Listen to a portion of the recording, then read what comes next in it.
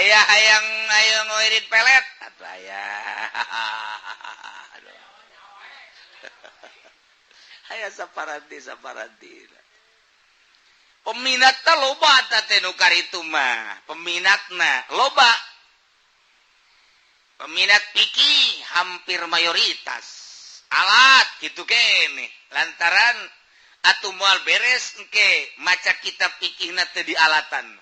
bahkan naik warika qaidul fikih naik asbah wan nadhair dan lain sebagainya jamul jawame biasa diaraji loba atau mah peminatna nu kos kitu mah ambalaya loba balik ti wetan ngayakeun pasaran alfiah johar maknum mantek menerima murid baru dengan uang miftah waduh nyawa uang miftah geus ditonjolkeun ieu nu rusakna ku ari santri teh satu sisi kosu bener urang mun ngadenge